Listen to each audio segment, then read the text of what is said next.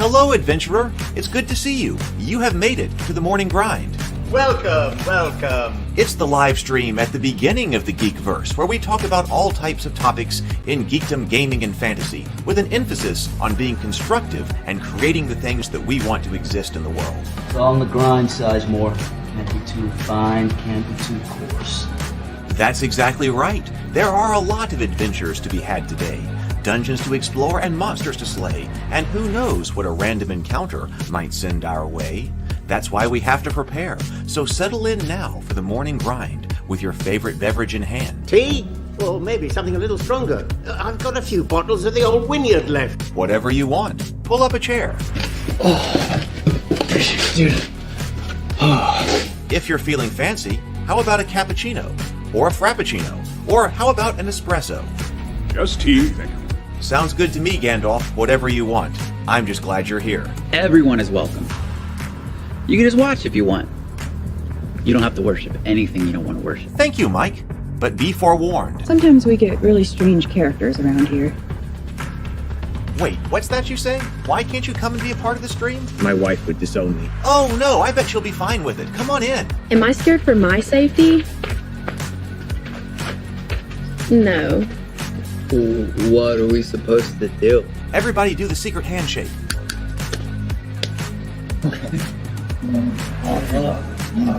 Secret cultist handshake.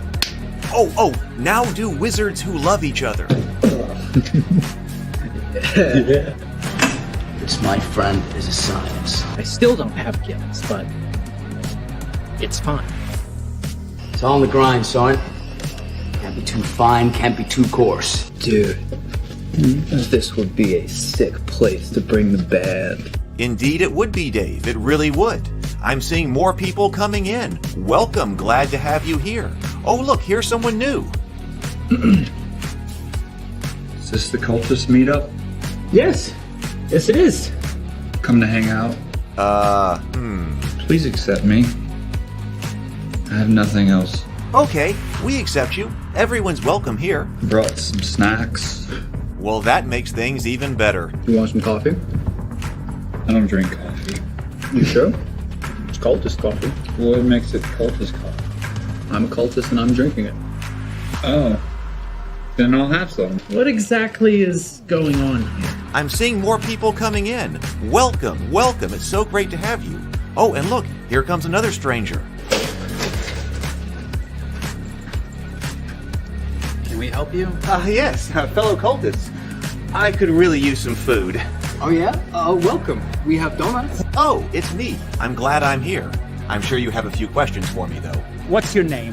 Who do you work for? What god do you worship? Great questions, Rob. I'm Steve King, and I worship Nyarlathotep. No, not really. I'm just Heath, and I won't be worshiping anything this morning.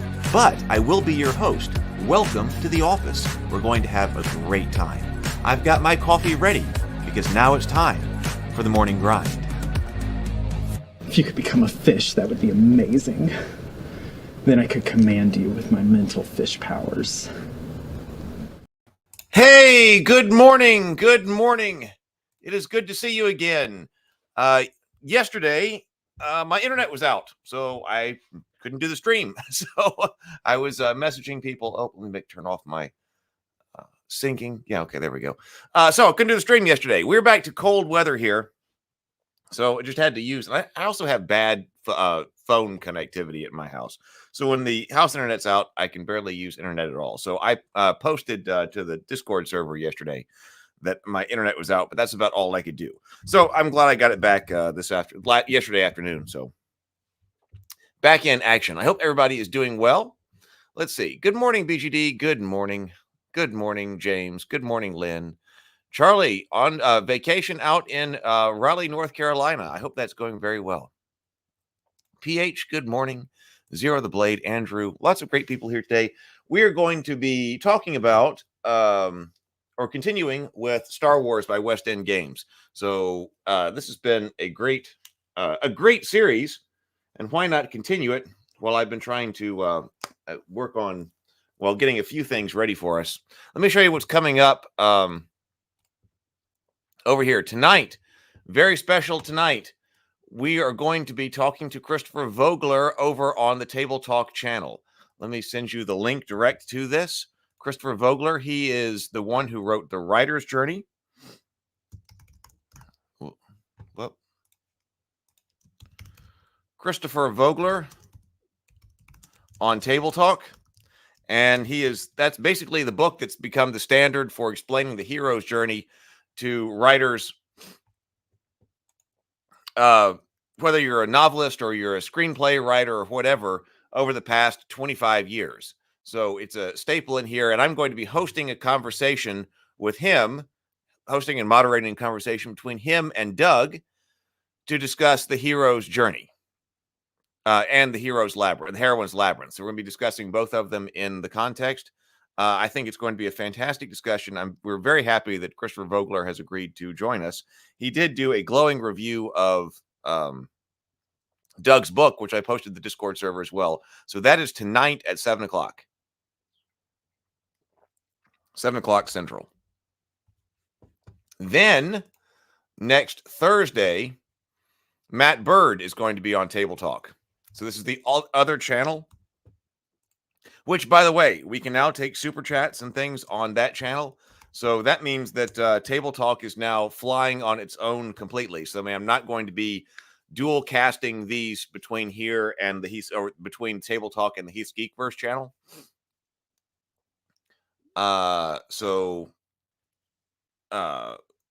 Be sure to come over here to these channels and subscribe. And you may want to hit the notification button for these. So this is Thursday at 7 o'clock. Yes. And in the Discord server, I guess I can put a link to the Discord server right here. I did post a couple of links to Christopher Vogler. Other material that he has on YouTube that I watched in preparation for tonight.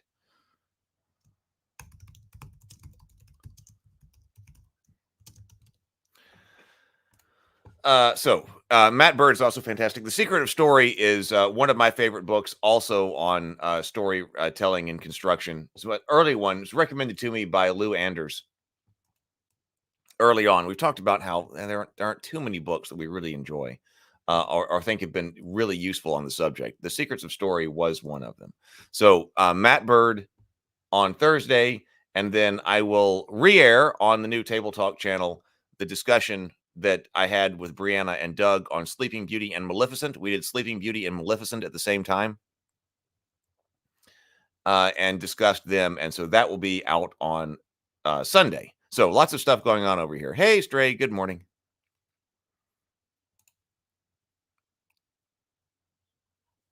All right, so that's what's going on. I really hope to see everybody tonight.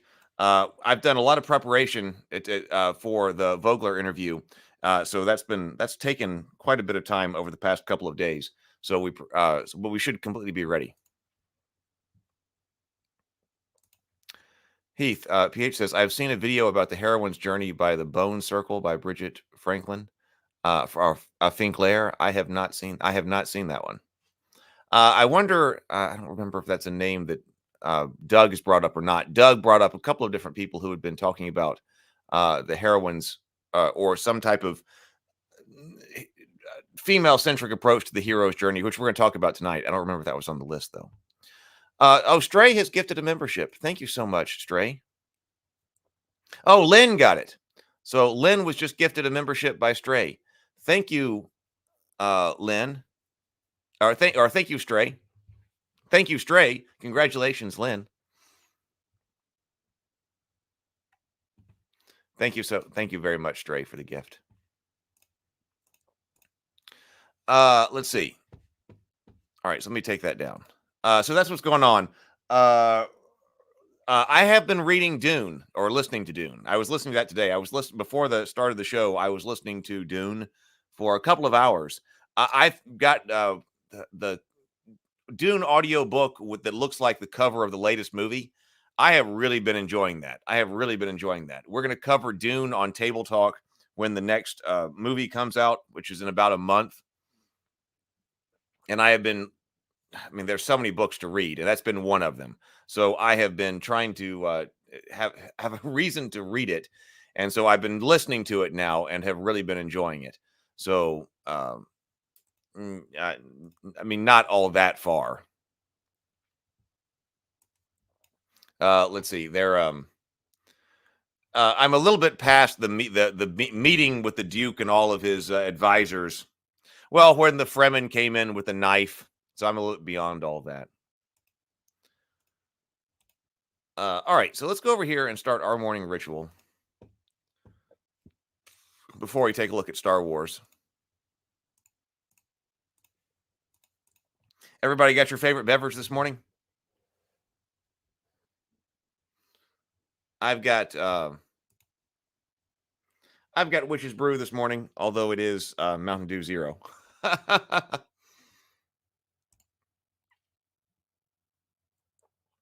James says, okay, look, I started reading Dune whilst ignoring every fiber of my being digging their heels in. It's pretty great, but but don't dare tell Candace I said that. I think it's, I knew I was anticipating really enjoying it. And basically, as soon as it started, I was like, oh yeah, I'm really going to like this. So, yeah. All right. So let's dig in here. 2 deep breaths. Let's do our morning breathing. 2 deep breaths. Deep inhales, complete exhales, and then take a sip of your favorite beverage. And then we will see what Stephen Pressfield has for us today. He's got actually a kind of long passage this morning, the professional and the primitive. So we'll see what it is. All right, here we go. Let's breathe. Deep inhales. And breathe.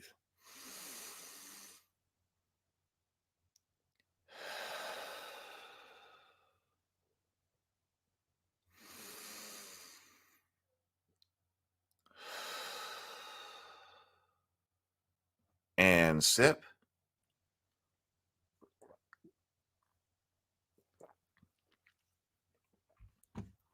All right.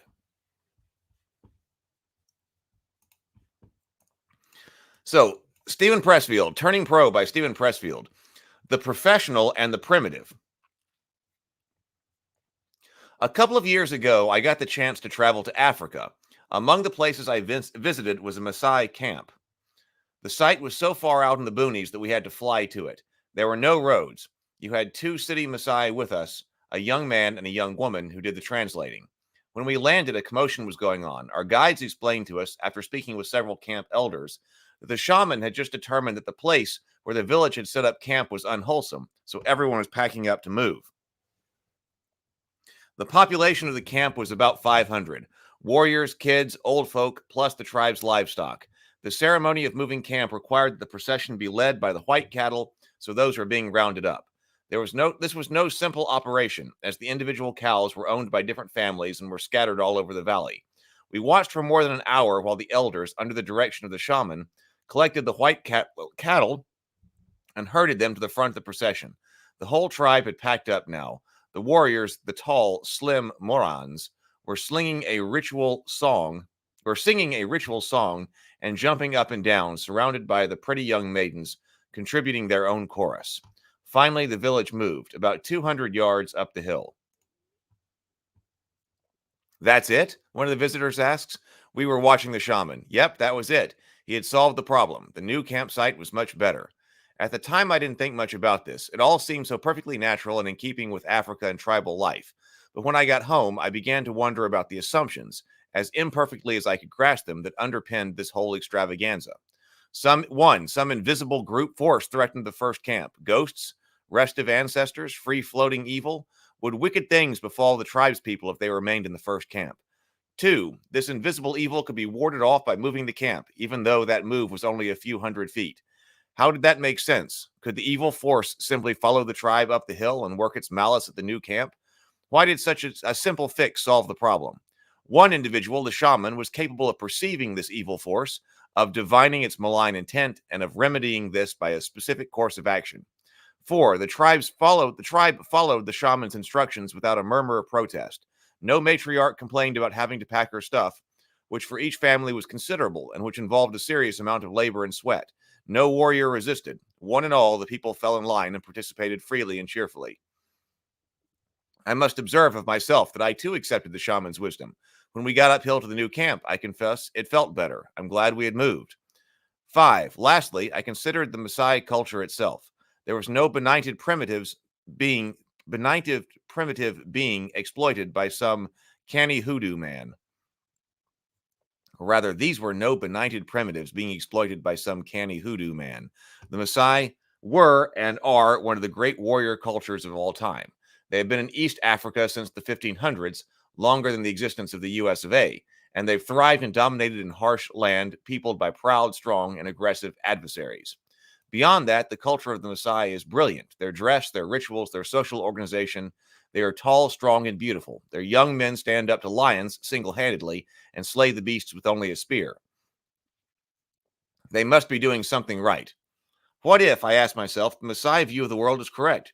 What if there really was an evil force threatening the lower camp? What if the shaman really saw it and concocted exactly the right remedy? Maybe if we had stayed in the lower camp, one of the pregnant wives would have miscarried. Maybe a fight would have broken out between two braves, and one of them would have hurt one another. Maybe the whole village would have been seized by a collective evil. What does all this have to do with the professional and the idea of turning pro? Here's what I think. My worldview is pretty much that of the Maasai. I believe in the shaman. I wish I had a shaman. If I had a shaman, I would have breakfast with him every morning, and whatever he told me to do that day, I would do. Better yet, I wish I were a shaman. In truth, I practice my own form of shamanism every day.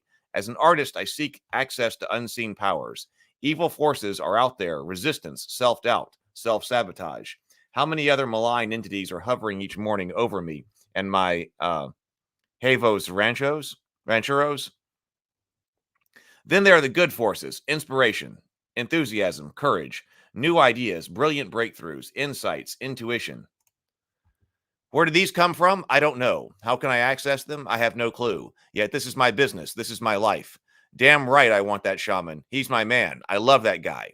In lieu of the shaman, I have what? I have a code of professionalism. I have virtues that I seek to strengthen and vices that I labor to eradicate. I serve the goddesses. Where she tells me to go, I go. I wish I knew that shaman. I would love to sit down with him. I'd ask him what he saw that morning. How did he see it?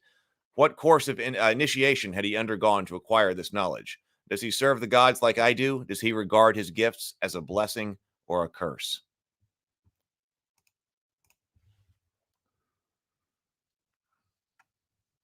All right.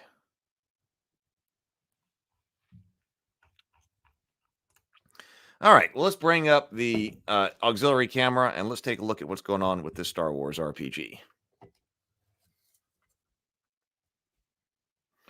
Turn on the light here.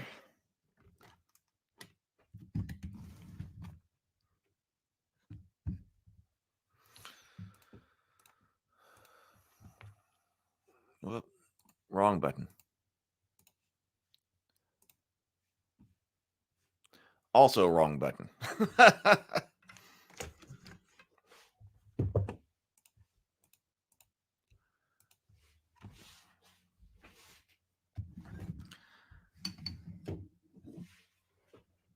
All right.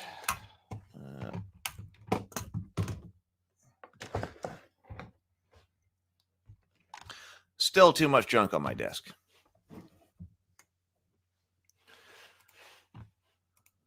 There we go. Sable says, today's entry is a great story by itself, but also a great demonstration of Amit Needle's words in action. Pressfield is a punchy writer. Of omit needless words in action. Pressfield is a punchy writer. No nonsense there. Wham, bam. Thank you, ma'am. Yes.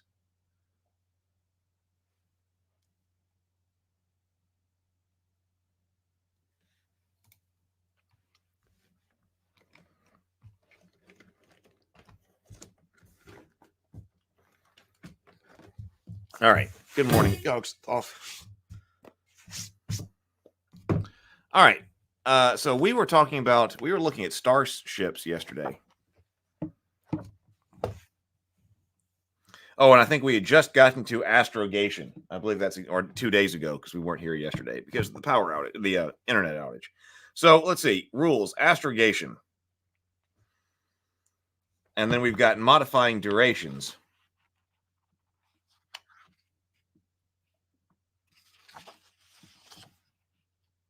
All right, so let's just see where we are there. Because I think we had just talked about the X-Wing fighters.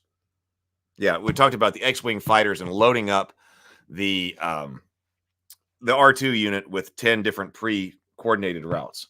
Thank you, Stray. Yep, hat's back because it's cold. Rules, astrogation, standard durations. When the characters decide to enter hyperdrive, they determine the standard duration for the trip. The standard duration is how long in days the trip will take an astrogation difficulty number of 15. At an astronavigation difficulty of 15. The astrogator can do it faster by accepting a higher difficulty number or take longer and decrease the difficulty number. The astrogation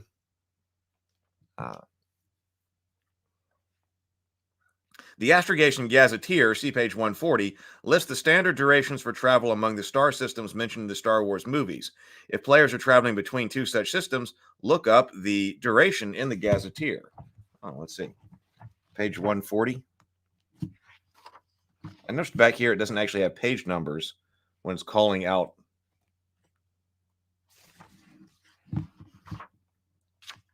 Cost chart.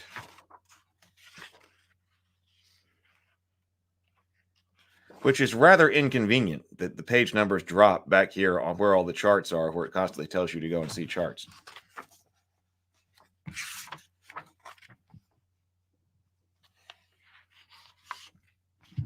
Astrogation chart, here it is. Okay, so it's not very large anyway. So it's over here. So here we are. Astrogation Gazetteer. We got Alderaan, Bespin, Corellian, Dagobah, Dantooine, Endor, and Tatooine. And so this is the number of length of a standard duration journey in days.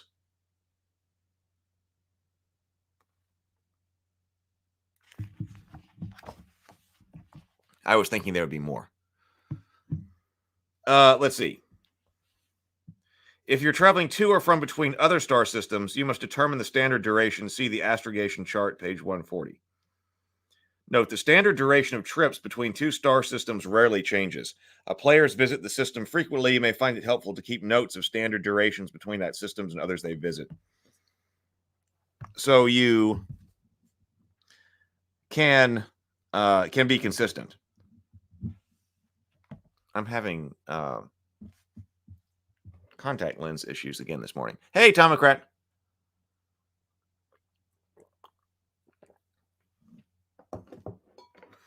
Tell players what the standard duration is. Let the astrogator decide whether he wants to go faster or more cautiously. All ships have a hyperdrive multiplier. For most ships, this is 1. Especially fast ships, might be half. And and for especially slow ships, 2. When a ship makes a journey, multiply the standard duration by its hyperdrive code. For example, standard duration is 7 days. The ship is an old rust bucket with a hyperdrive code of 2. It will do the trip in 14 days under normal circumstances. Sable says, one thing that always kind of struck me as weird about Star Wars is that it takes place on all these remote backwater planets that are sparsely populated, if at all, yet somehow these largely unfrequented planets are the ones that everyone knows about. The stories that took place in the rebellion would only really be known by the people who were actually there outside the battles of Yavin and Hoth. Would only really be known by the people who were actually there outside the battles of Yavin, Hoth, and Endor. So modifying durations. If a starship makes a journey in the same time as the standard duration, the hyperdrive code, the difficulty trip for the number is 15. When the ship enters hyperdrive, but 15, that's still a pretty high number. I mean, you need to have at least 3D in order to be able to do that. And rolling 15 or higher on 3D6 is not like anything remotely guaranteed. That's still difficult. So you really need your astrogator to have at least 4 or 5D.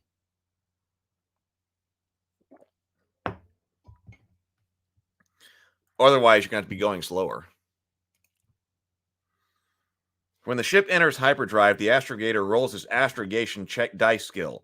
If he rolls 15 or more, the ship gets to its destination safely in the allotted time.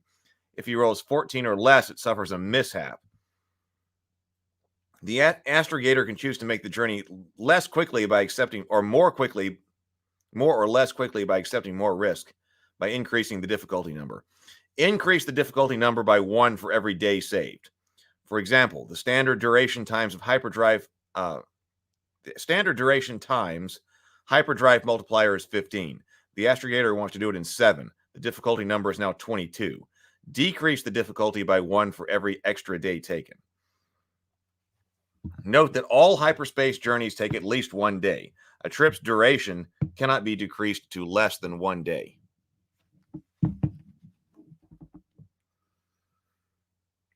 Calculating the hyperdrive coordinates takes about a minute for well-traveled routes if using pre-calculated coordinates. A few hours of coordinates must be calculated from scratch. A few hours if coordinates must be calculated from scratch. And as much as a day if the astrogator has no idea where he is and must take readings to fix his location. If a route is well-traveled or pre-calculated coordinates available, a ship can enter hyperdrive in a single combat round. This is risky, but sometimes the only way to escape pursuit by enemy ships. When the characters wish to enter hyperspace hastily, the astrogator may make 1 astrogation skill every combat round. If his roll is 15 or more, the ship may enter hyperspace. If not, he may try again the next combat round. The difficulty number of the hyperspace trip itself is doubled when the ship enters hyperspace hastily. So yeah, this is not really easily.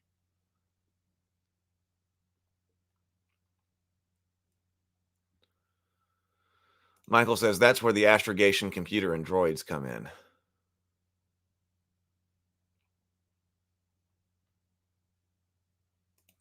James says it's pretty common knowledge these books were given to Zahn when he was writing his novels, but it seems to be less common knowledge that these books are where the term Twi'lek first appeared. Really?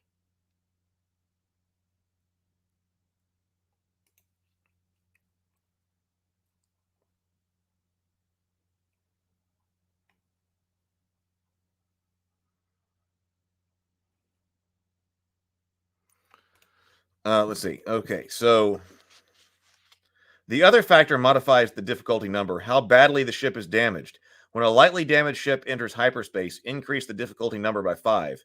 Increase the difficulty by 10 for heavily damaged ships. Severely damaged ships may not enter hyperspace. Astrogating without a nav computer. When the ship without a nav computer, a Rebel X-Wing or a ship with a damaged computer, travels in hyperspace, the difficulty number for standard duration trips is 30 rather than 15. These are high difficulty numbers.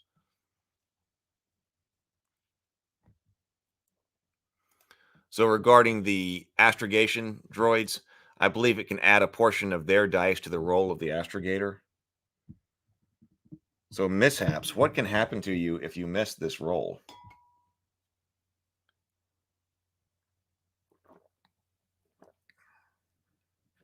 An astrogator, reptiles in space.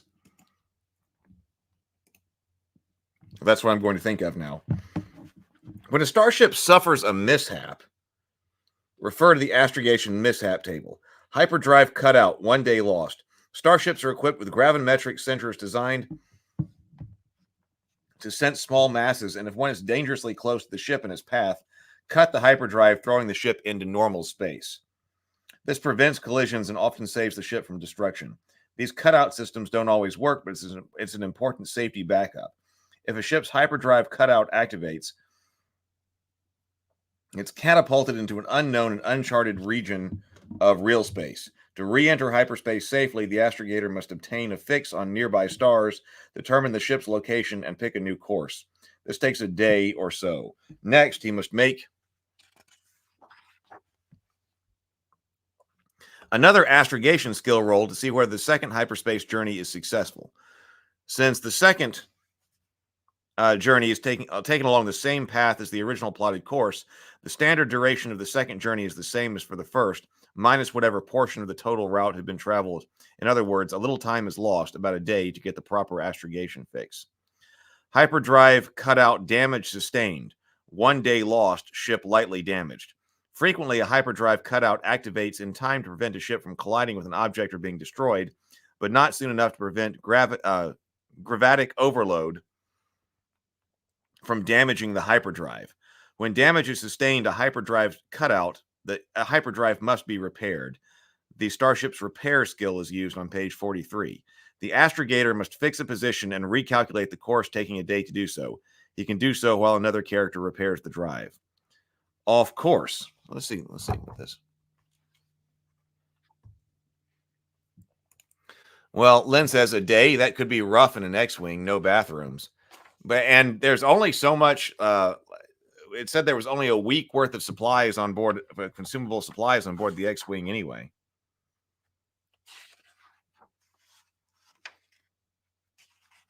Astrogation mishap table. Roll 2D, 2D, 2 to 3 hyperdrive cutout damage sustained, 4 radiation fluctuations, 5 to 6 hyperdrive cutout no damage, 7 is off course, 8 is Minox, 9 to 10 is close call, 11 to 12 is collision heavy damage sustained.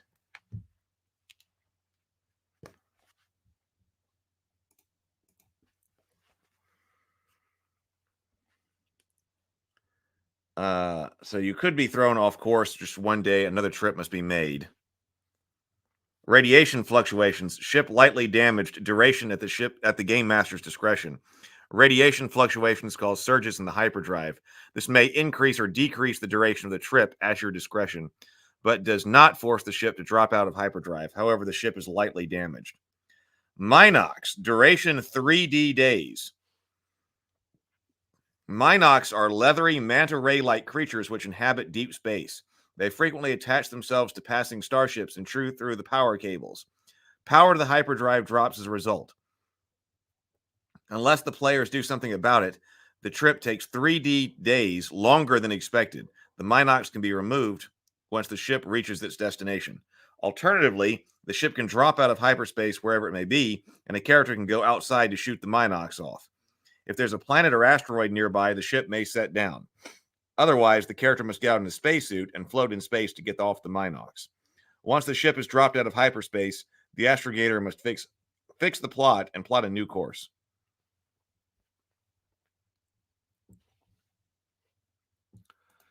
Sable says, I presume that you can extrapolate the X-Wings hyperspace difficulty checks to the Y-Wings too.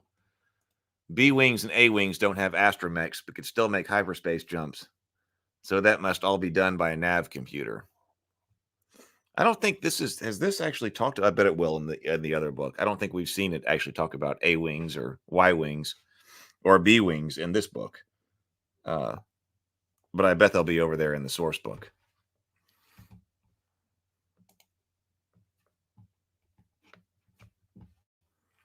Sable says, you got to wonder why the bigger, heavier fighters like the X and Y wings had to rely on astromechs for jump calculations. But the A wing, which is a stripped down hot rod, devotes weight to a hypercomputer. I don't know. Close call, collision, heavy damage sustained, other disasters. This should be no means considered exhaustive list of damage or dangers in hyperspace. It's poorly understood. Feel free to improvise new disasters and bizarre hyperspace encounters for your players. Game mastering tips. Making the rules serve the plot. So how long does it take from planet A to star system B? The correct answer is as long as you want it to take.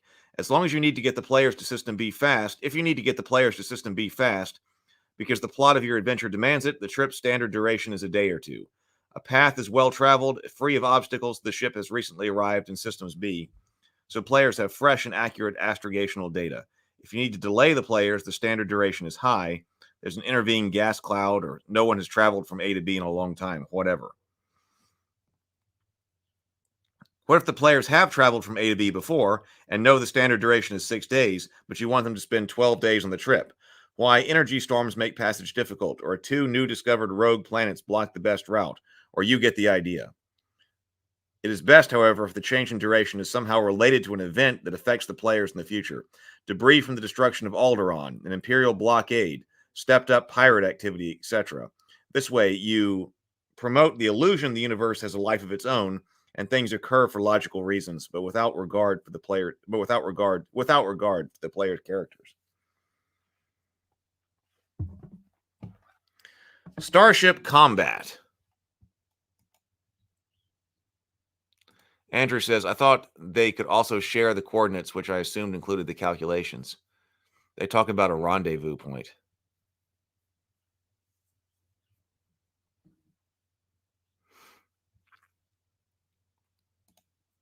Lynn says, I suppose, given the era when Star Wars came out, that shouldn't be surprising that the tech feels like 1977 with hyperdrives and blasters. And they are apparently doing that, exactly that. Sable says, I love that they're basically giving the answer to how fast ships go. It's what JMS would later say for Babylon 5 3 decades later. They move at the speed of plot.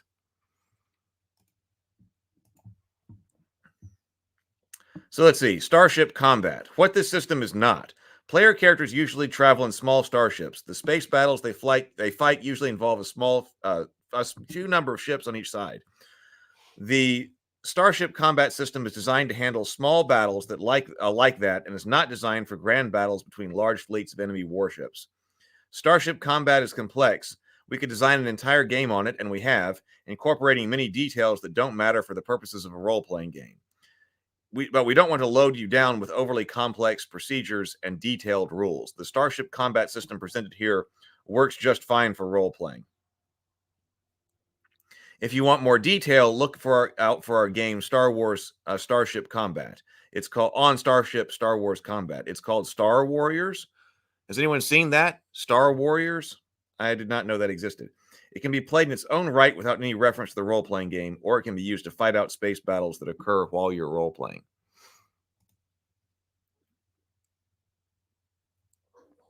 Tomocrat says, I don't have my books with me now, but I think A and B wings have hard in astro points in them. Yeah, the speed of light is a universal constant. The speed of plot is a universal variable. Ship systems. Ships have a number of die codes which work in much in the same way as character skills. These include speed, used to determine whether the ship can catch up with or run away with from its opponents. Maneuverability, used when ship evades enemy fire. Hull, used when a ship is hit in combat to determine what damage it sustains, much like a character's strength in combat, in regular combat. I was kind of figuring that the hull code was going to be used like strength.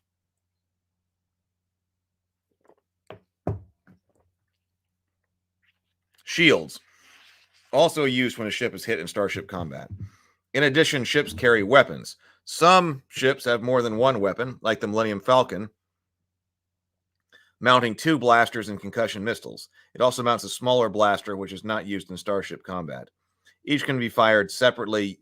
Each weapon has 2 codes.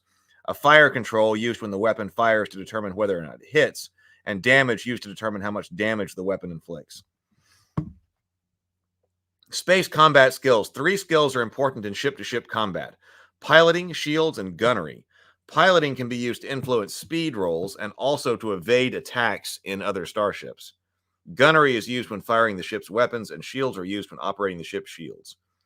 Starship combat sequence. Starship combat is played in combat rounds, just like regular rounds. Each combat round is divided into segments. Piloting segments. Pilots, co-pilots, and gunners announce what actions they are taking this combat round. So do any other characters on the ship.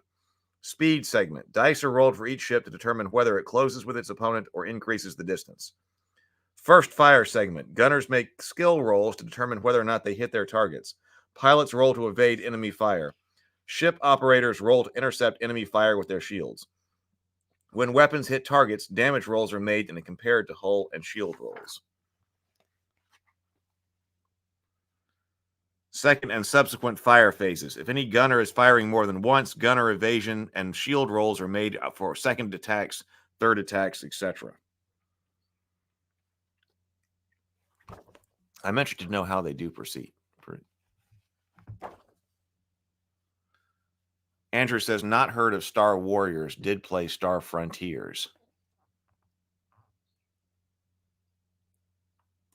The A-Wing came after and is more advanced. Let's see. I'm interested to know how they are doing Pursuit here. We need good chase rules in general in RPGs. Speed and Pursuit. It's easier to start by describing combat between 2 ships. See page 64 for multi-ship battles. 2 ships always start at short, medium, or long range relative to each other. When enemy ships approach each other, combat usually begins at long range. When Imperial Customs frigates demand to board a player's ship and the player stalls for a while, combat may begin at short range. At the beginning of the speed segment, the game master tells the players whether the opposing ship is trying to get closer or to run away. Then the pilot of the character ship says what it's doing. If both pilots want to close, the range is reduced from 1 step, from long to medium or from medium to short. If the ships are already at short range, they remain at short range. If both pilots want to run away, the range increases by 1, from short to medium or medium to long. If the ships are already at long range, combat is over. When one pilot wants to run away and the other wants to close, roll both ships' speed dice. The pilot with the ship with the higher roll decides whether the range increases or decreases, and if the rolls are tied, the range remains unchanged. For example, the Millennium Falcon is chasing a TIE fighter and is at medium range. The Falcon's speed code is 4D. The fighter's is 5D. The Falcon rolls a 9. The fighter rolls an 11. They are now at long range. The ship's pilot can use his piloting skill to affect the speed roll by performing fancy maneuvers to keep up or lose his followers. This counts as a skill use and affects the pilot's die code if he does anything else in the same combat round. He rolls his piloting skill and adds the result to his speed roll. For example, in the next round, the Falcon's pilot uses his piloting skill of 3D plus 1 to affect the speed roll. He rolls the Falcon's die of 4D, a 12, and his skill dice of 3D plus 1 for a total roll of 28. The TIE fighter's roll is 18, so the range is reduced to medium.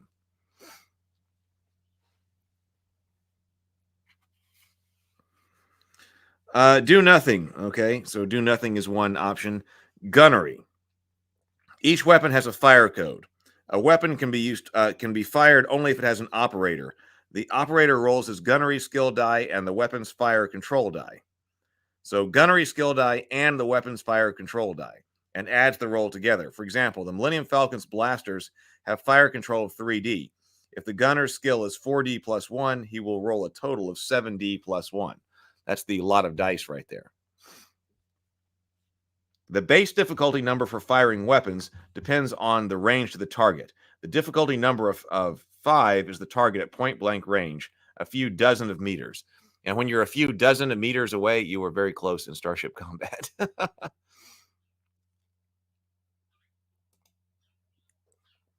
However, the difficulty number can be modified if the pilot of the target ship evades. The operator of a weapon can fire it more than once. Each fire is a separate action, and the usual rules for multiple skills apply. A pilot can use his piloting skill to evade enemy fire.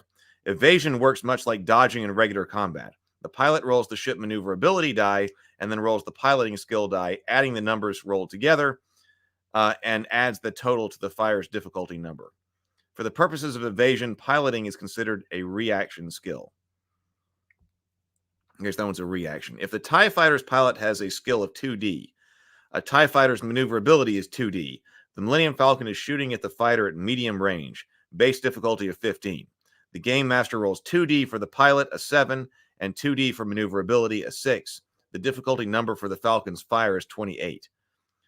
A pilot can evade once per segment. Each evasion skill affects all enemy attacks for the current fire segment. Each time a pilot evades, it reduces the die codes further. Hey, Robert. I think that's basically how we were expecting this to go based on how we saw regular combat go.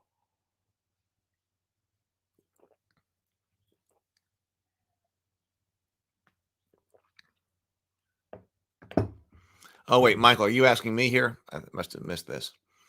Have I played X-Wing or the TIE Fighter? Are you talking about the video games? If I have, I can't remember. That was a video game series, right? Maybe we had X-Wing. I think I remember playing. I might have played X-Wing, but I don't really remember it. So shield attempts. Let's see. Each time a ship with shields is fired upon, the character attempting to operate the shields may announce that he's attempting to protect the shield from attack. Each shield attempt only affects one attack. The operator must decide whether he's attempting to protect the ship before the attacker's skill roll is made. Starship Shields is a reaction skill. Each time it's used, the operator's skill and attribute codes are reduced by 1d. The difficulty number for each shield attempt depends on the range between the firing ship and the target. The difficulty number is 10 if they are at long range, 15 at medium range, and 20 for short range,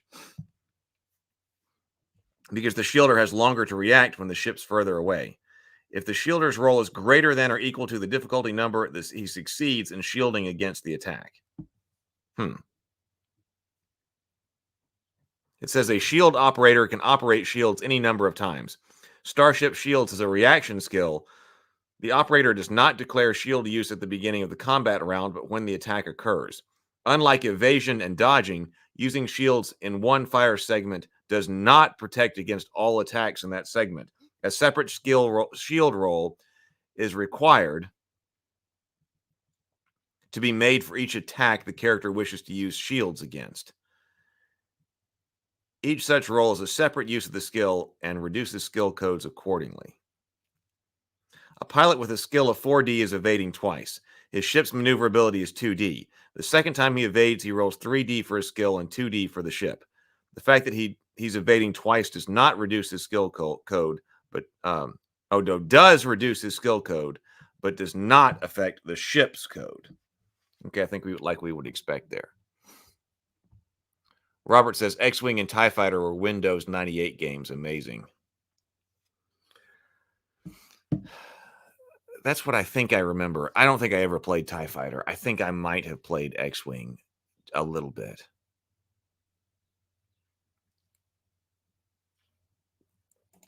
James says, oh, wow, this game is also largely credited as being the first dice pooling tabletop role-playing game.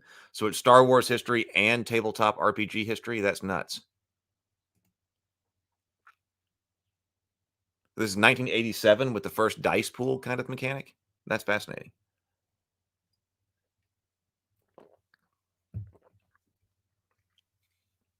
All right, damage.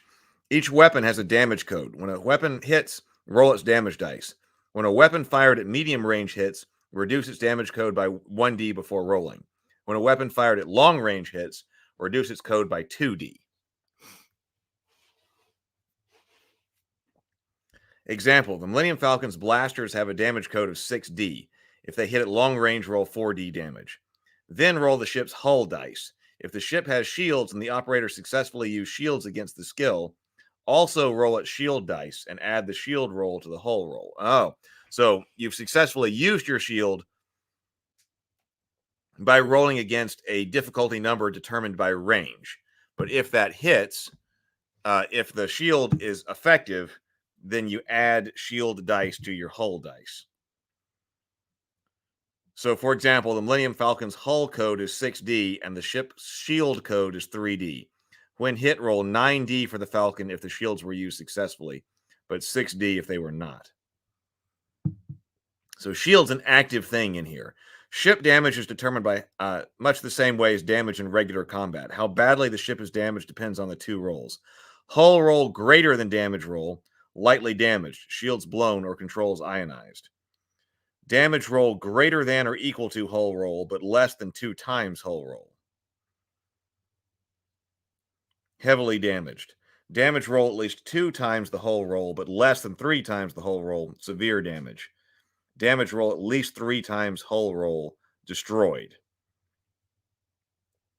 If shields were not used successfully, or the ship has no shields, or all shields are blown, when the ship is lightly damaged, its controls are ionized. Gotta look up here. This means that blue lightning bolts play off the ship's surface. No speed, maneuver, fire control, piloting, or gunnery rolls may be made for the ship in the next combat round. Ship rolls can be made normally. Shield rolls can be made normally. The ship recovers at the end of that round and may act normally thereafter. If shields were successfully used and the ship is lightly damaged, the shields are blown. The shield code is reduced by 1d for all future attacks. The shields are only restored to full value after the ship is repaired. See page 43. So, for instance, the Millennium Falcon has been hit 3 times, and all 3 times shields were successfully used, and its hull plus shield roll is greater than its damage roll. It no longer has any functioning shields.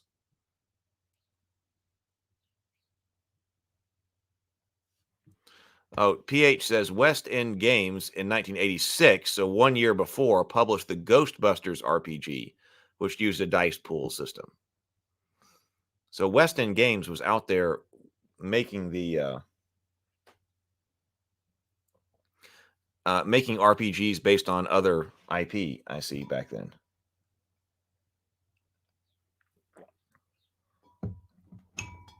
Getting the licenses. Severely damaged ships act like heavily damaged ships. Okay, so no, a heavily damaged ship's speed, maneuver, fire control, and shield codes are reduced by 1d until ship is repaired. Whether or not you make whenever you make a roll for the ship, reduce the code by 1d. Hull codes are not effective, nor are weapon damage rolls. Pilot, gunners, and shield operator skill codes are not affected. If a heavily damaged ship is again heavily damaged, it becomes severely damaged. Severely damaged ships act like heavily damaged ships. In addition, roll the starship system damage table, see page 142. The indicated ship system stops working. The chosen system cannot be used until repaired. A severely damaged ship, which is again heavily damaged, becomes dead in space. Until repaired, it cannot move, fire, enter hyperspace, or make shield rolls. A severely damaged ship, which is again severely damaged, is destroyed. Destroyed ships are obliterated. They disappear in a ball of flame. Generous game masters may let players make survival rolls to see if they can make it to the escape pods or activate the ejection systems in time with a DC of 15. So severely damaged, you start losing some ship system.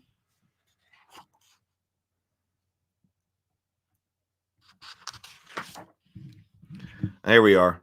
Starship system damage table, die roll 1 through 6.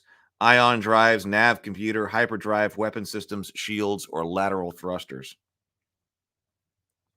Ion drives, ship cannot move in normal space, no speed or maneuvers roll may be made. Nav computer, when a ship enters hyperspace, the astrogation difficulty for a standard journey is 30, not 15. Very difficult. Hyperdrives, the ship may not enter hyperdrive until the drives are repaired. Weapon system. One weapon system of the Game Master's choice is no longer working and cannot be fired.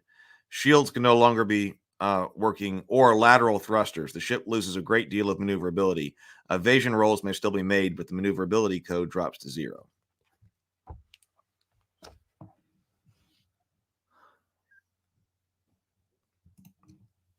West End Games may arguably be just as much, if not more influential to RPG pioneering than TSR. Dice pools are common nowadays, especially with things like Powered by the Apocalypse out there. So I was wondering if it was the same type of system. So if this was like the in-house system that they developed. Sable says, I'd be interested to try to determine this, but I would imagine that dice pool mechanics-based games are even more common among new releases than traditional game mechanics. I don't know. I mean, there's clearly been a lot of stuff based on the D20 and 5e. But it depends on what you're talking about, a release, like a whole new system or something. Torpedoes and missiles. Some ships carry proton torpedoes or concussion missiles. These can only be used at short range. They are designed for use against slow-moving targets. When torpedoes or missiles are fired at an enemy ship, roll the enemy's speed dice and add the number rolled to the fire difficulty. This use of the speed dice is not considered a skill use. It does not penalize the pilot or the enemy ship in any way. They are completely dissipated by shields. If the enemy ship successfully uses shield against the attack, the torpedo or missile has no effect. That's interesting. So this doesn't actually go into the difference between ray shielding and particle shielding. I think of that as being an important part of the Star Wars universe, that you've got different types of shields, whether or not they can absorb energy or whether or not they can absorb physical stuff. So your ray shields or your particle shields. This one doesn't do this, though. Oh, yeah. Sable says, yeah, I'm treating release as a new system. So James says it was a bit of a 1-2 punch, but it was definitely West End Games who conceptualized it and executed on it. After, oh, is that supposed to be lost? After West End Games lost Star Wars, they released D6 Core just before going defunct.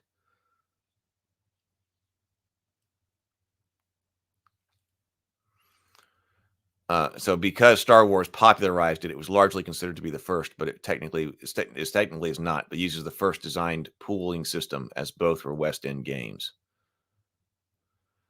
So, so D6 is open now. So this system is someplace out there that's open that can be used. That's interesting. We like looking at licenses of games and things like that. Rules, multi-ship combat. Do we need to go into that?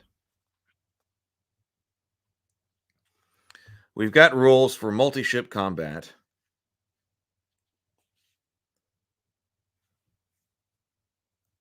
We've got rules for ships and personal combat. Like what happens if you are hit. Somebody was talking about that scaling. A ship firing at a character is always firing at short range because a single human wouldn't even be visible to a gunner firing at a ship at medium range. However, characters are much smaller than normal targets for gun ships. The difficulty is usually 20. Roll the ship's fire control and the gunner skill is normal. The target may dodge.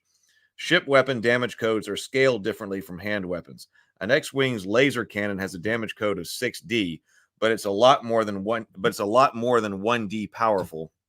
More powerful than a blaster rifle, a damage code of 5D.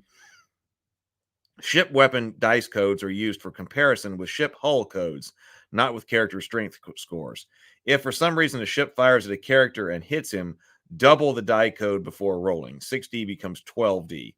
The character still rolls strength and armor dice normally. So you're going to get blown away.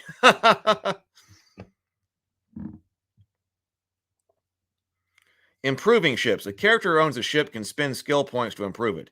He can increase any of its die codes: speed, hull, maneuverability, shields, fire control, damage. The cost of increasing a code is determined the same way for character skills. Example, increasing a ship's speed code from 5 to 5D plus 1 costs 5 skill points. If a ship mounts multiple weapons, spending skill points to increase a fire control or damage code only affects one weapon code. Increase the other weapons costs, increasing them costs more skill points. In addition to spending skill points to improve a ship, an owner must either spend money or use another character's starship repair skill. So, for example, a character spends 10 skill points to increase his ship's speed code from 5D plus 1 to 6D. That costs 1,000 credits in 2 days. Oh, the Force. I was like, what else is there? Well, there's the Force. Hey, RPG Exile.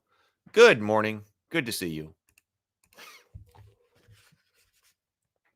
So, all right, the Force. We had talked about the Force being used, or you could trust the Force. Any character could trust the Force with a Force point.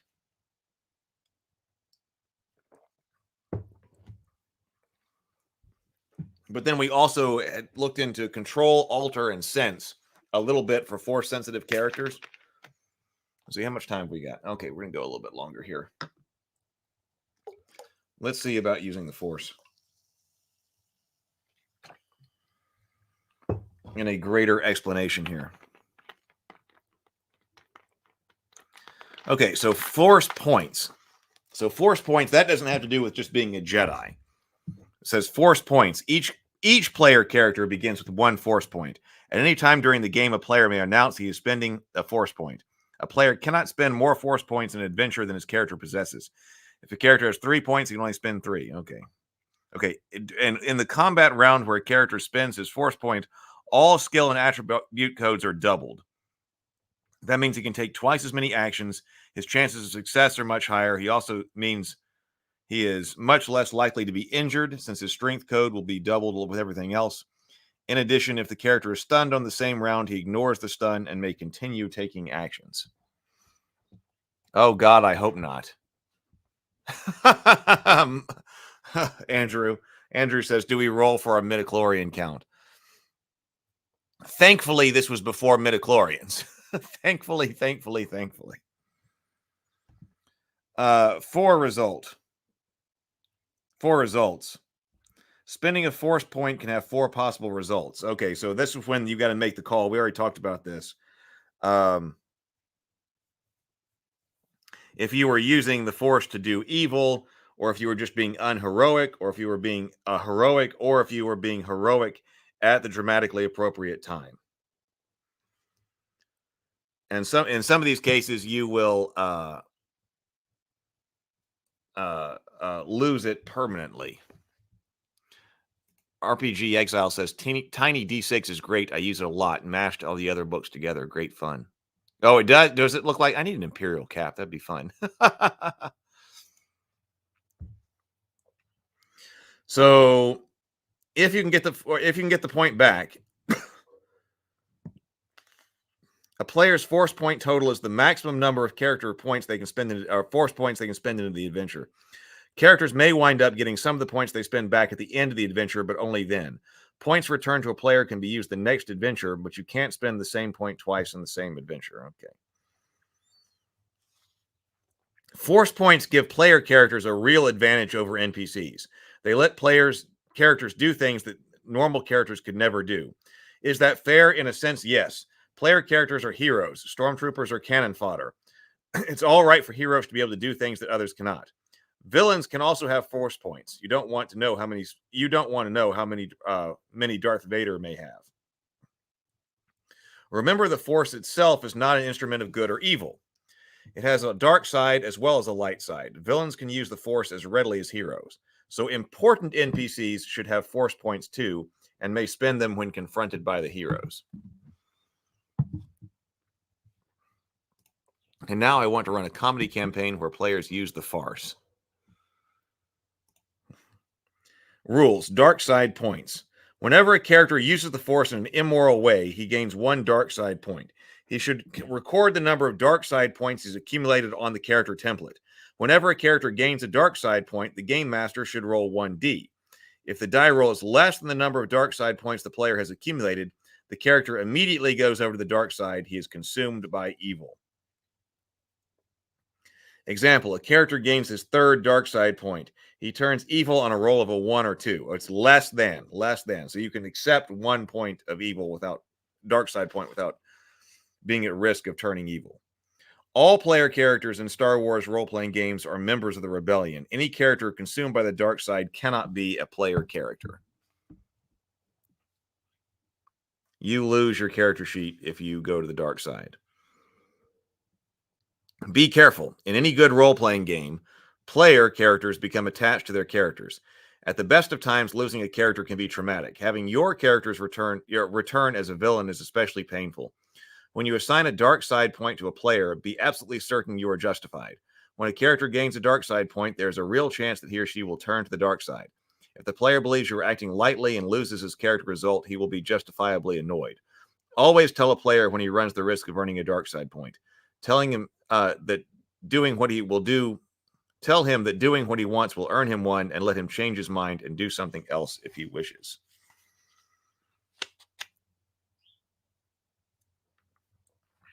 Atonement.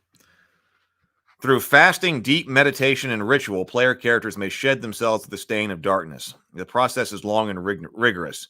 A character may continue to play while he's attempting to atone, but must consciously be purer than the pure.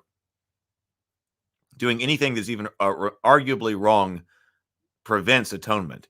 As a general rule of thumb, if during a session of play, the player makes a point telling you that he's attempting to atone, clearly worries about doing the right thing, and pays strict and close attention to doing the right thing, he's attempting to atone.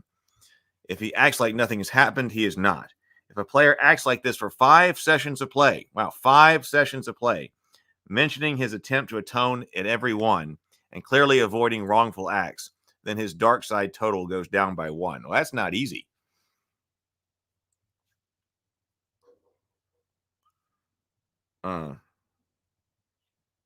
If a character acts in questionable manner in even one expedition, he must start all over again.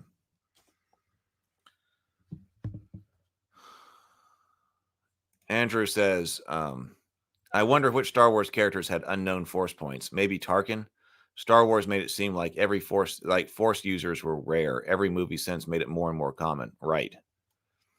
You kept losing the special nature of it.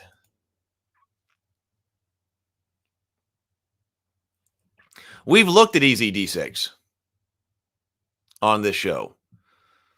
Oh, PH is a fan of Easy D6. I've thought about writing some of the Tales of Rabavania for Easy D6, but it didn't actually seem like it was fitting very well.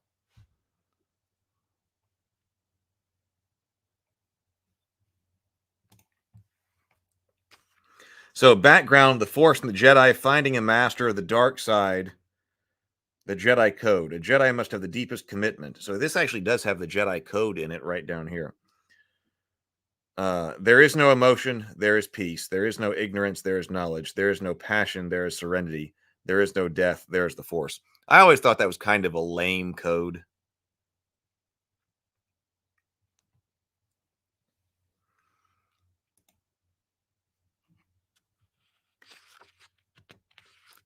Star Wars RPG is frustrating and underestimating players' cathartic need to play as a dark side squadron.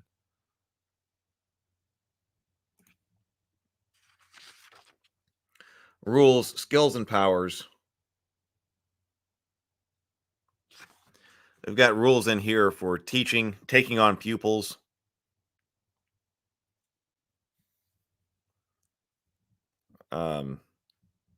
How you train people. Using the 3 skills. Combining skills.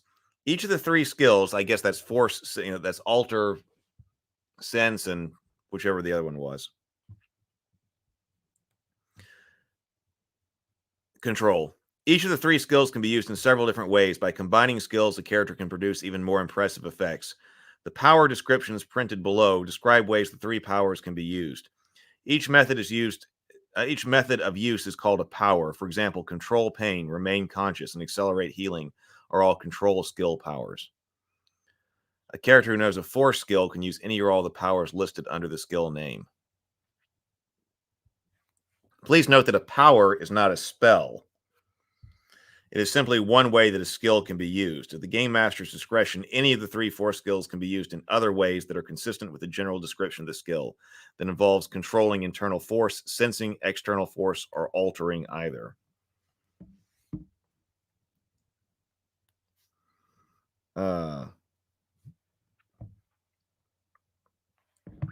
When a character with dark side points uses a force skill, his skill code is increased by 1d per dark side point. For example, Jimbo's control skill is 4D and he has 2 dark side points.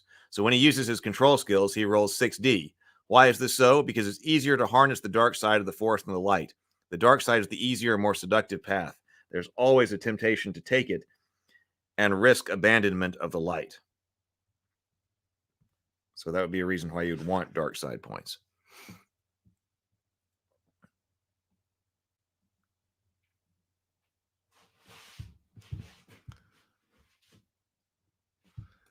Sable says the code was conceived here by West End Games. Then BioWare created the corresponding Sith code in Knights of the Old Republic.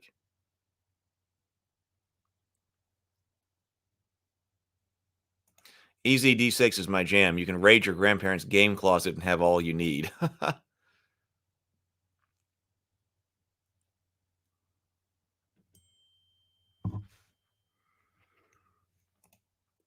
This is the Sith code then. Peace is a lie. There is only passion. Through passion, I gain strength. Through strength, I gain power. Through power, I gain victory. Through victory, my chains are broken. The Force shall free me. I don't know. I was still looking for something more out of that. The codes. Lightsaber usage here.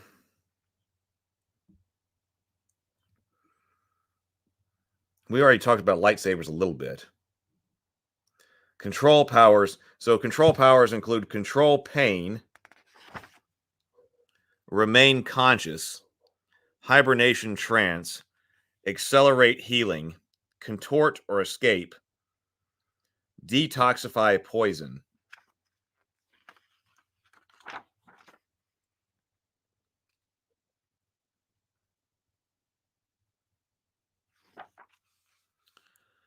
Control disease, absorb, dissipate energy. Sense powers include receptive telepathy, magnify senses, life sense, instinctive astrogation. So that's what we were talking about. There was some other way to navigate by using the force. So instinctive astrogation, difficulty number 15. Effect. Normally the difficulty number for astrogating a ship without a nav computer is 30 for a standard duration trip. By using sense to plot his trip through hyperspace, a character can reduce the astrogation difficulty number to 5 for a standard duration trip. Well, that's useful. It does use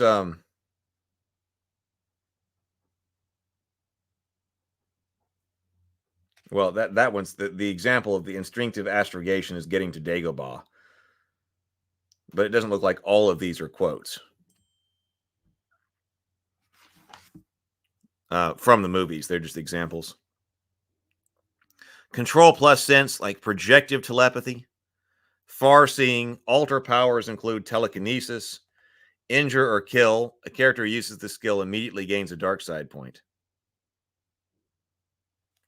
Control plus alter powers. Control another's pain. Inflict pain.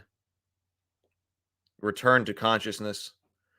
Place in hibernative trance. Accelerate another's healing. Detoxify poison another. Control another person's disease. Transfer force. Control plus sense plus alter powers include affect mind. Telekinetic kill.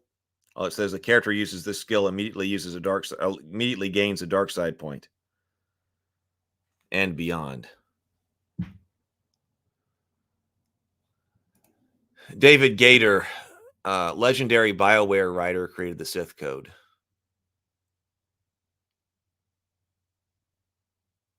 Oh yeah, we haven't seen anything about Force Ghost yet, have we?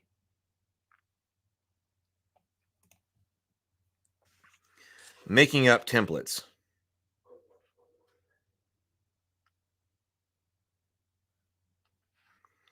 Generating characters from scratch. Droids. Oh yeah, we didn't. Hey, was there an option to play a droid? Did it have droids in there? Droid skills. So we do have droid descriptions here. Oh yeah, here's droids as player characters. So maybe what we read did not have droids as player characters. None of the character templates are for droid characters. We didn't include a template because droids work very differently from other characters. We wanted to wait until we could expand upon the basic game before describing how they work. But if you want to play a droid, by all means, go ahead. Give him a copy of a blank character sheet and give him and read these droid rules. The player should decide on the droid's function. Choose a name. What does it look like? Decide on the droid's skills and physical abilities. The player may allocate 18D among 1, 2, or 3 skills. Player character droids get 18D instead of 12D because, well, they're player characters. See page 85. Droid special abilities. So there are rules for that. We've got stock characters. We got rules for stormtroopers. Standard stormtrooper.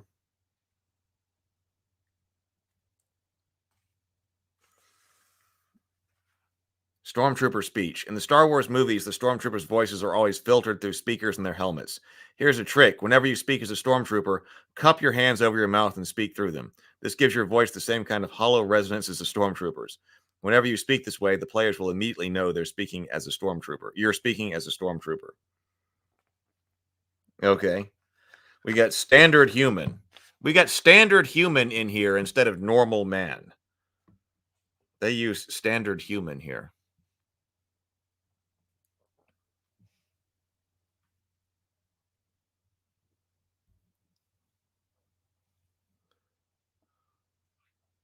Andrew says it always seemed a little off that good Jedi could influence the minds of the weak-willed. It seemed more dark to me. Normal man would probably make a great standard stormtrooper. Standard stormtrooper, standard human, standard specialist.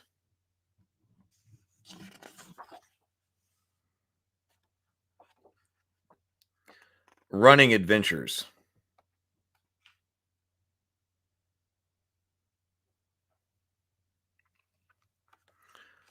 So this does have like a way to start introducing characters, getting things rolling, maintaining a lively pace. The Empire shows up. Don't get bogged down in detail. Maintaining direction. Players will be players.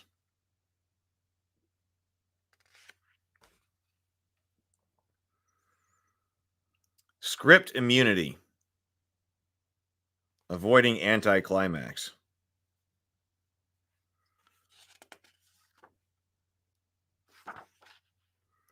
Heroes never die. They just get replaced by younger actors. Penalty short of death. Maintaining atmosphere with evil and scope. We also have making funny noises down here. We're serious. Well, sort of serious. Star Wars is filled with good noises. If you have a gift for mimicry, using sound effects when describing things can do a lot for the atmosphere. If you don't, and lots of us don't, see if your player does. We suspect the odds are better than even of any group having at least one person who memorized sounds from the movies and large chunks of dialogue. Sounds like blaster door closing up here. Here they are. Blast door closing, blaster firing, TIE fighter, ion cannon fire, Star Destroyer, or an R2 unit. Use of props here, which include a map. Winding things down. Adventure design. So lots of good material in here.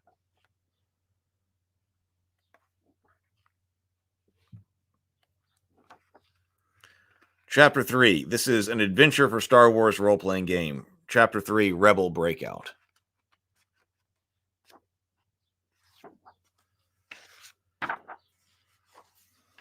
So it does have a recommended or a starting encounter or starting adventure. Introducing Incom's T-65 X-Wing Space Superiority Fighter.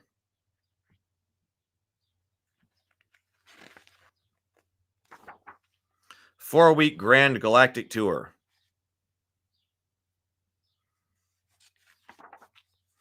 No job is ever over this little guy's head.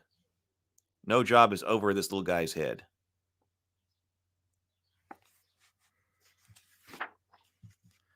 Adventure ideas.